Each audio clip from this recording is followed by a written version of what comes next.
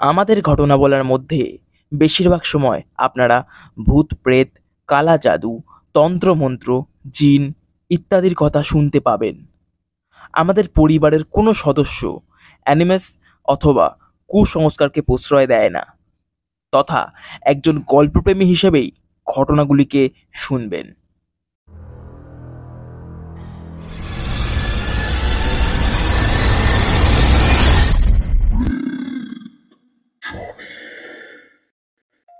নমস্কার বাঙালি, আমারও আপনার কিছু সত্য ও ভৌতিক ঘটনা দিয়ে সাজানো আমাদের বিশেষ নিবেদন রেড জোনি। স্বাগত নতুন একটি ভয় ও সাসপেন্সের একদম নতুন একটি এপিসোডে। কেমন আছো তোমরা সবাই? আশা করছি তোমাদের শরীর একদম সুস্থ ও স্বাভাবিক আছে। আজ যে ঘটনাটি বলবো তোমাদের, ঘটনাটি খুবই পরিচিত একটি জায়গাকে ঘিরে, যে জায়গাকে ঘিরে যথারীতি এরকম ঘটনা শোনা যায় না। মাঝেরহাট বা তারাতলা ওভারব্রিজের কথা কম বেশি আমরা সবাই শুনেছি। অনেকে নিত্যদিনে এই ব্রিজের উপর দিয়ে যাতায়াত করি।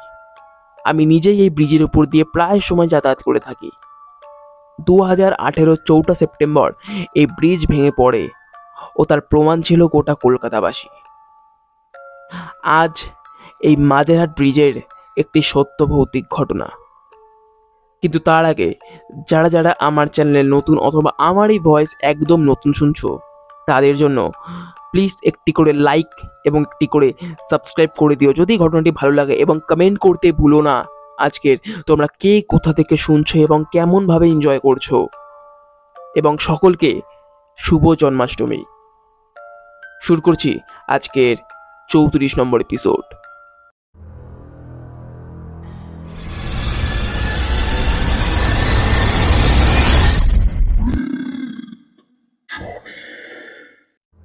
ঘটনা যিনি পাঠিয়েছেন তার নাম জানাতে তিনি অনিচ্ছুক। নমস্কার রাজদা, আমি বর্তমানে একজন বেহালাবাসী। অনেক দিন ধরেই তোমাদের এপিসোডগুলো আমি শুনি। এক কথায় বলতে গেলে জাস্ট দারুণ লাগে। অনেকদিন ধরেই ভাবছিলাম তোমাদেরকে আমার সঙ্গে ঘটে যাওয়া একটি ঘটনা পাঠাই, কিন্তু সময় না হওয়ার কারণে পাঠাতে পারছিলাম না। আশা করছি এই ঘটনাটি তোমাদের ভালো লাগবে। এবার ঘটনায় আসছি। সময়টা 2021। পড়াশোনা শেষ করে আমি ফিরে আসি আমার নিজের বাড়ি বেহালায়। তখন ডিসেম্বর মাস। একদিন সকালে আমার বন্ধু অনির্বাণ আমাকে ফোন করে বলে, আজ বিকালে কিন্তু ক্যাটারিং আছে, রেডি হয়ে থাকিস, ফোন দিলেই বেরিয়ে পড়বি, আর লোকেশনটা আমি হোয়াটসঅ্যাপে পাঠিয়ে দিচ্ছি। তখন সবে গ্র্যাজুয়েশন শেষ। জবের জন্য অ্যাপ্লাই করছিলাম ঠিকই, কিন্তু হাত খরচের জন্য সামনে যা পেতাম তাই করতাম। মানে টিউশনিও করতাম আর এদিকে ক্যাটারিংও করতাম। তারপর কিছুক্ষণের মধ্যেই হোয়াটসঅ্যাপে দেখি একটি লোকেশন শেয়ার করে অনির্বাণ। বুঝলাম এই লোকেশনেই আজকের কাজ হবে। লোকেশন খুলতেই বুঝলাম কাজের স্পট বেশ দূরে, খিদিরপুরের দিকে। আমি এমনিতেই বেশিরভাগ কাজেই সাইকেল নিয়ে যাতায়াত করি, তেমনভাবে অসুবিধা হয় না। তবে সবসময় আমার সাথে কোনো না কোনো বন্ধু ঠিকই থাকে। তবে আজ অনির্বাণ বলল আমাকে একাই যেতে হবে ও একাই আসতে হবে। কারণবশত আমাকে বলে যে ওই জায়গায় কাজের জন্য একটাই ছেলে লাগবে, তাই আমাকে একাই যেতে হবে সেখানে। আমি একটু নিরাশ হই ঠিকই, কিন্তু আবার ভাবলাম ওইখানে গেলে অবশ্য বন্ধুর অভাব হবে না, ও ঠিক বন্ধু পাতিয়ে নেওয়া যাবে। আবার তাদের মধ্যে যদি কেউ আমাদের এদিকে থাকে তবে তো ব্যাস, আর কোনো কথাই নেই। কিন্তু ওই যে বলে না, মানুষ যা ভাবে ঠিক তার উল্টো হয়। কাজের জায়গায় গিয়ে সবার সাথে মোটামুটি আলাপ হওয়ার পর জানতে পারি সবাই খিদিরপুর এলাকারই লোকাল ছেলেপুলে, আমাদের এদিকে কেউ আসবে না। কিন্তু হ্যাঁ, তারা আমাকে বলে যে কাজ শেষ হতে হতে প্রায় রাত 2:30 বাজবে, কিন্তু আমাকে তারা তাড়াতাড়ি ছেড়ে দেবে। সেই শুনে আমিও একটু স্বস্তিই পাই।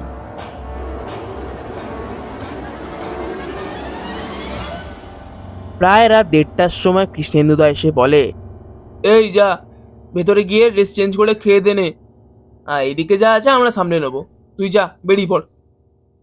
আমিও তাই করি। কিচেনে গিয়ে পেট ভর্তি করে খাবার খেয়ে বেরিয়ে পড়ি বাড়ির উদ্দেশ্যে। বাইরে বেরিয়ে মেন রোডে আসতে সবচাইতে প্রথমে যেটা লক্ষ্য পড়ে, শীতকালের কলকাতার এক আলাদা মাধুর্য আছে।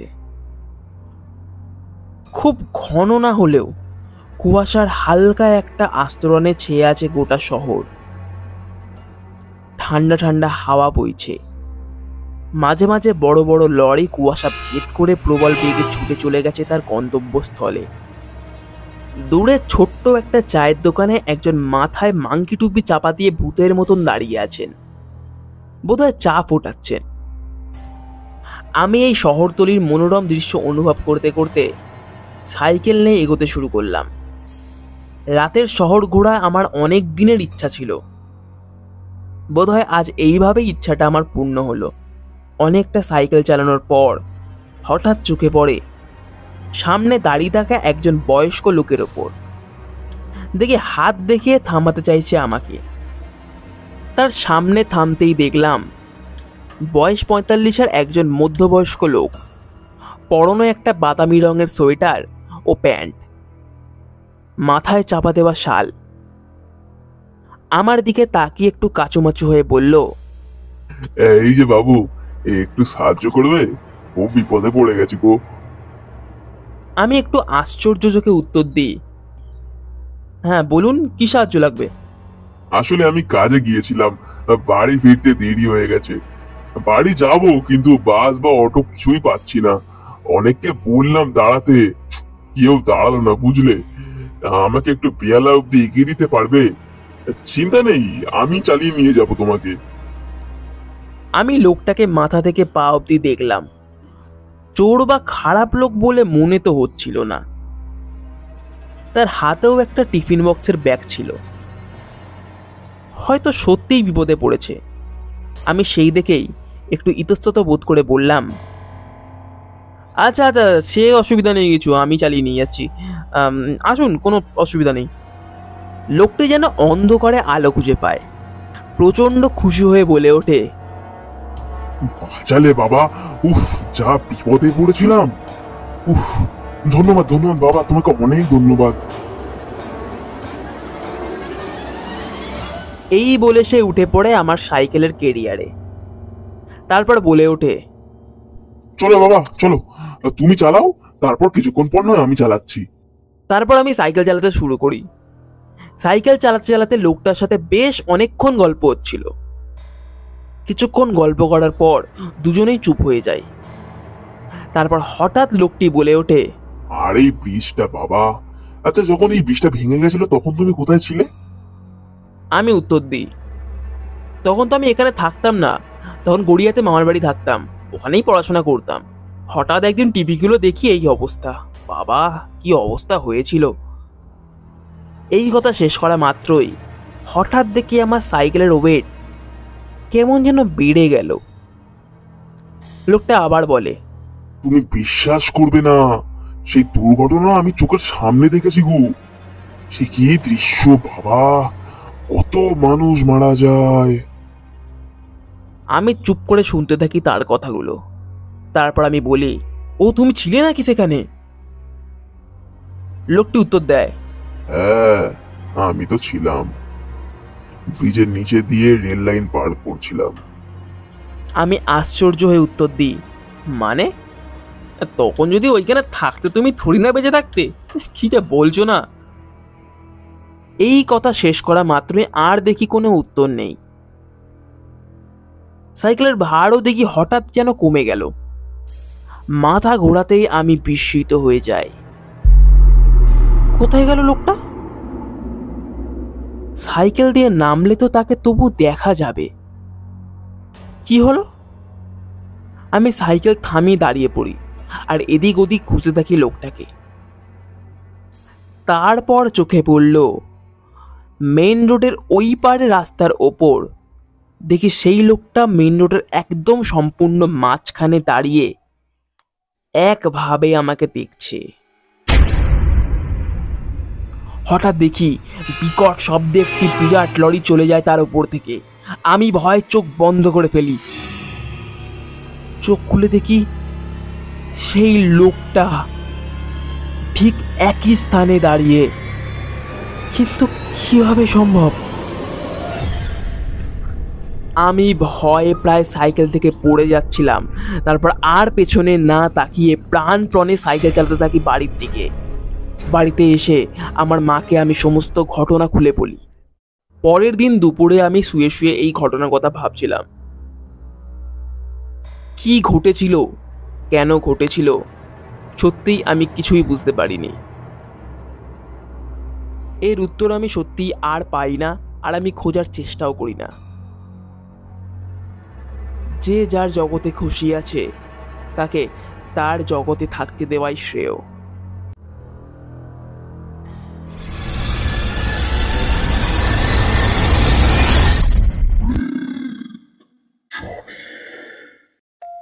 কেমন লাগলো আজকের ঘটনা?